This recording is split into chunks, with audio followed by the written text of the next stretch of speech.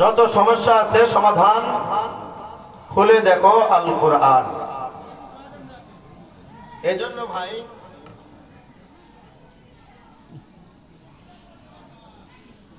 আমাদের এই দুনিয়ার ভিতরে যে কয়দিন বেঁচে থাকি একটা চিন্তা করবেন, 2.5 হাত লম্বা জামা বানাইছি, এই জামার ভিতরেও 4টা পকেট আছে। মাত্র 1.25 হাত লম্বা করে গেঞ্জির মতো একটা জামা বানাইছি, এই জামার ভিতরেও 3টা পকেট আছে। একটা হাতা কাটা ফতুয়া বানাইলাম, এই ফতুয়াটার ভিতরেও 3টা পকেট আছে। বর্তমানে মা বোনেরা যে বোরকা পরে, এই বোরকার ভিতরেও কিন্তু পকেট আছে, আছে না নাই? পায়জামা পরি, এই পায়জামার ভিতরেও মিনাল ইজার, এইটার ভিতরেও 2টা পকেট আছে। কিন্তু একটা জিনিস চিন্তা করেন, যেই 3টা টুকরা কাপড়ের কাপড় দিয়ে আমাকে জামা বানাই দিবে, কাপড়ের কাপড় উপরে যখন আমি পরিধান করে বিদায় নিয়ে যাব, এই কাপড়ের ভিতরে কোনো জায়গায় পকেটের কোনো ব্যবস্থা আসেনি? জোরে বলেন। কাপড়ের ভিতরে কোনো ব্যবস্থা নাই, কোনো পকেট নাই। তাহলে আমি দুনিয়ার থেকে যা কিছু নিয়ে গেলাম, কিভাবে কোন জায়গায় করে নিয়ে গেলাম? এরে ভাই, পয়গম্বর জানিয়ে দিয়েছেন, মানুষ দুনিয়া থেকে যখন বিদায় নিয়ে যায়, মানুষের বিদায় নেওয়ার পূর্বেই আমার সাথে যে জিনিসগুলা কবরের মধ্যে যাবে, এই জিনিসগুলা আমি কবরে যাওয়ার আগেই এই জিনিসগুলা কবরে চলে যায়। এই কথা বলেন না, একটু কথা বলেন না। কবর যায়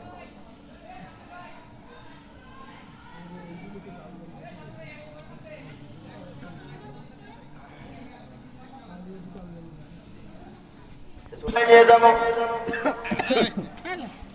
একজন মানুষ যখনই তার নিঃশ্বাস দুনিয়া থেকে বিদায় নিয়ে যায়, শেষ নিঃশ্বাস যখন একজন মানুষ ত্যাগ করে,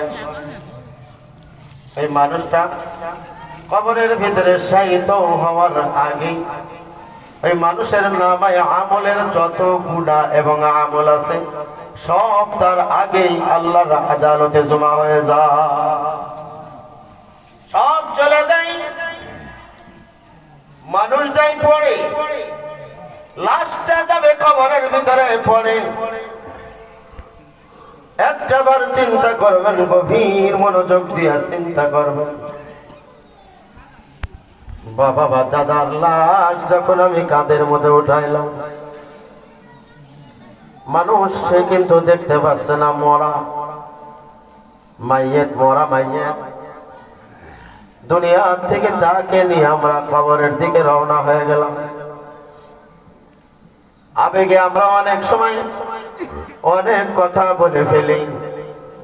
কবর পর্যন্ত লাশটা নিয়ে গেলাম, কবরের ভিতরে লাশ নিয়ে যায়, কবরের ভিতরে নামাও। এরে ভাই,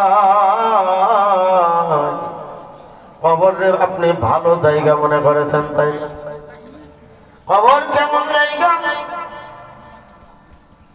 নবীর সাহাবী আবু যর গিফারি রাদিয়াল্লাহু তাআলা আনহু, মা ফাতিমাতুজ জোহরা রাদিয়াল্লাহু তাআলা আনহাকে কবরের ভিতরে লাশ নামানোর জন্য গেলেন।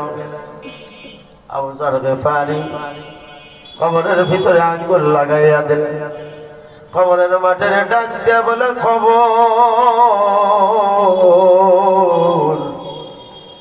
জানোস নি তোর মধ্যে কাকে শোয়ানোর জন্য আছে? কবর সাইয়্যিদুল মুরসালিন, খাতামান নবীন, শাফিউল মুজরিমিন, ইমামুল মুরসালিন, পয়গম্বর নবী মুহাম্মদুর রাসূলুল্লাহ সাল্লাল্লাহু আলাইহি ওয়াসাল্লাম সব থেকে আদরের কলিজার টুকরা কন্যা মা ফাতেমাকে তোর ভিতরে শোয়ানোর জন্য খবর কোনো জবাব দেয় না। আবু জাহল আবার খবর জিজ্ঞাসা করে, খবর জানোস নি কাকে শোয়ানোর জন্য আনছি? আসাদুল্লাহিল গালিব, আল্লাহ তাআলা কাফিরদের জন্য যাকে বাদ বানাইছেন সেই শেরে খুদা হযরত আলী কাররামাল্লাহু ওয়াজহার স্ত্রীকে ফাতেমাতুজ জোহরাকে নিয়ে আসছি কবরের ভিতরে শোয়ানোর জন্য। ওরে খবরদার খবরদার বিয়াদবি করিস না। খবর কোনো জবাব দেয় না। তৃতীয় নম্বরে আবার ডাক দিয়া বলতেছে, রে খবর জানোস নি কাকে শোয়ানোর জন্য নিয়ে আসছে? ওয়াল হাসান ওয়াল হুসাইন সাইয়্যিদা শাবাবি আহলিল জান্নাহ, জান্নাতের সমস্ত পুরুষদের জন্য যারা সরদার হবে হাসান আর হুসাইন। ওরে খবর তোর ভিতরে তাকে রাখার জন্য নিয়ে আসছি তার মা। খবর কোনো জবাব দেয় না। চতুর্থ নম্বরে পঞ্চম নম্বরে খবরে ডাক দেয়া বলে, খবর সাইয়্যিদাতুন নিসাই আহলিল জান্নাহ, ও খবর জানোস নি কাকে রাখার জন্য আসছে? স্বয়ং জান্নাতের মহিলাদের সর্দার ফাতেমাতুজ জোহরা রাদিয়াল্লাহু তাআলা আনহা মা ফাতেমাকে শোয়ানোর জন্য নিয়ে আসছি। তোর মধ্যে তুই খবরদার বেয়াদবি করিস না। খবর ডাক দিয়া জবান খুলে গেছে। আবু জাহল বেফানি রে বলতেছে, আবু জাহল কে মা ফাতেমা আমি দেখব না, কে নবীর কন্যা এটা আমি দেখবো না, কে হাসান হোসেনের আম্মা এইটা আমি দেখবো না রে, কে আলীর স্ত্রী এইটা আমি দেখবো না।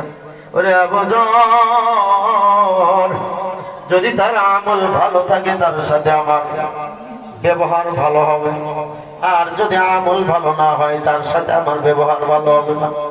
কার শানে এই কথা বলতেছে? খবর যে নাকি জান্নাতের সর্দারিনী, যে নাকি জান্নাতের সর্দারদের মা, যে আলী শেরে খুদা আলী কাররামাল্লাহু ওয়াজহার স্ত্রী, যে নাকি সাইয়্যিদাতুন নিসাই আহলিল জান্নাহ, যে নাকি বিশ্ব নবী পয়গম্বর আরবী নবী মুহাম্মদুর রাসূলুল্লাহ সাল্লাল্লাহু আলাইহি ওয়াসাল্লাম সব থেকে আদরের কন্যা মা ফাতেমা। ফাতেমার সাথে যদি এই ধরনের আচরণ করে, এই ব্যবহার করে, আমার আর আপনার বেলায় কি হবে একবার চিন্তা করে দেখেছেন? কবরের ভিতরে যখন লাশটা নামাবে সব কিছু জবান খুলে যাবে, ধ্যান ধারণা সব কিছু পাল্টাইয়া যাবে।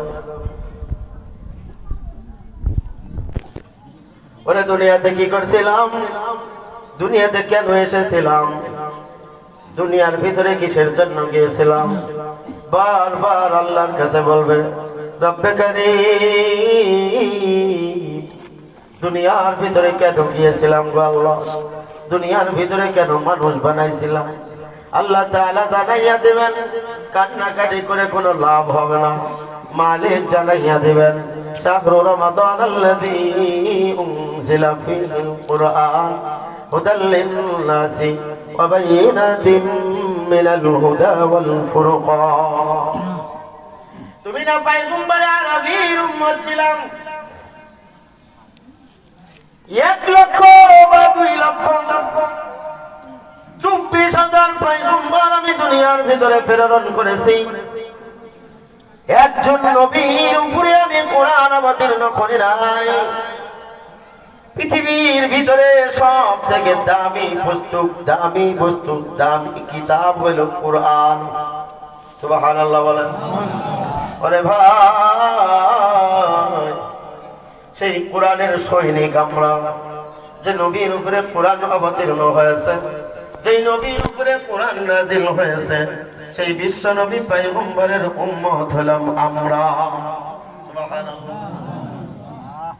বিশ্ব নবী পয়গম্বর আরবি নবী মুহাম্মদুর রাসূলুল্লাহ সাল্লাল্লাহু আলাইহি ওয়াসাল্লাম মালিকের দরবারে যখন মেরাজে গিয়েছেন, সব কিছু নবীকে দিয়েছেন। পয়গম্বরের দিকে আল্লাহ তাকাইয়া বলে, ও পয়গম্বর, আর কোন কি কিছু আপনাকে দিতে বাকি আছেনি? পয়গম্বর আমার আল্লাহর দিকে তাকাইয়া মালিককে বলে, মালিক, আমার পূর্বে যারা নবী হয়েছে, আমার পূর্বে যারা আম্বিয়া হয়েছে, এক একজন 1000 বছর, কেউ বা 950 বছর, কেউ বা 600 বছর, কেউ বা 500 বছর, কেউ বা 3600 বছর, কেউ বা 1800 বছর, কেউ বা 2000 বছর, কেউ বা 1200 বছর, এমন লম্বা টাইম তারা হায়াত নিয়ে দুনিয়া থেকে বিদায় নিয়ে গেছে। রব্বে কারীম, আমি সহ আমার উম্মতেরা তো অল্প সময় পাবে, এতটুক সময়ের ভিতরে তাদের সমান আমরা আমল করতে পারবো না। আল্লাহ তাআলা নবীকে ডাক দিয়ে বলেন, পয়গম্বর, আপনার উপরে আমি এমন একটা কিতাব দিলাম, এমন একটা বই দিলাম, এই কিতাবখানার এত মূল্য হবে। এই কিতাবের ভিতরে একটা জির আছে, যাকে বলা হয় কোরআন শরীফ। কোরআন লিখতে প্রথমে কফ আছে, 2 নুকতা বলা কফ। এই কফের উপরে একটা পেশ আছে। আল্লাহ ডাক দিয়া পয়গম্বররে বলে, ও পয়গম্বর, এই কফের উপরে যে পেশটা আছে, এই পেশটাকে যদি এক পাল্লাই দেওয়া হয়, আদম নবী থেকে নিয়ে ঈসা নবী পর্যন্ত সকল নবীর হায়াত, সকল নবীর ইবাদত, সকল নবীর সময়, সকল নবীর উম্মতদের আমল সব যদি এক পাল্লাই দেওয়া হয়, ওই কফের উপরে যে পেশটা আছে গো নবী, ওই পেশের পাল্লার ওজনটা আরো সব থেকে বেশি ভারী হবে। সেই নবীর উম্মত হইলাম আমরা। মানুষ দুনিয়ার ভিতরে বড় আহাম, মানুষ দুনিয়ার ভিতরে বড়ই অবুঝ। বুঝার জন্য এত কিছু দিলাম, জানার জন্য এত কিছু দিলাম, মানল না তারা। আমি আল্লাহ যে তাদের পাহারাদার, আমি আল্লাহ যে তাদের জিম্মাদার, আমি আল্লাহ যে তাদের হায়াত দানকারী, আমি আল্লাহ তাদের রিজিক দাতা, আমি আল্লাহ যে তাদের মউত দাতা। এইগুলা যদি তারা জানতো তাহলে তো কথাই ছিল। সবই জানে, আযান হইলে মসজিদের মধ্যে মুসল্লি পাওয়া যায় না। কথা বলেন, আযান হইলে ফজরের নামাজে মসজিদে মুসল্লি নাই। এক ইমাম আর মুয়াজ্জিন বাদে মাঝে মাঝে মুয়াজ্জিনও হারা যায়। যোহরের নামাজের সময় ইমামও পাওয়া যায় না মাঝে মাঝে। আসরের নামাজের সময় মসজিদে মুসল্লি কয়েকজন। মাগরিবের নামাজে কোনো কাম কাজ নাই, মুসল্লি এক কাতার। ইশারের নামাজে মুসল্লি 1.5 কাতার। এইভাবে চলতে থাকে। আল্লাহ তাআলা জানাইয়া দিলেন, ও পয়গম্বর, আপনার উম্মতদের জন্য আর কি করতে হবে বলেন।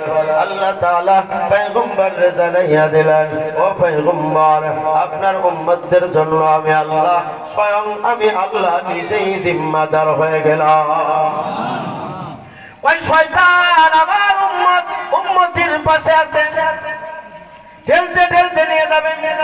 আমার আল্লাহ তাআলা পয়গম্বরকে জানাইয়া দিলেন, ও পয়গম্বর, ও চিন্তা আপনার করা লাগবে না। শয়তানকে আমি 11 মাস টাইম দিছি। কয় মাস?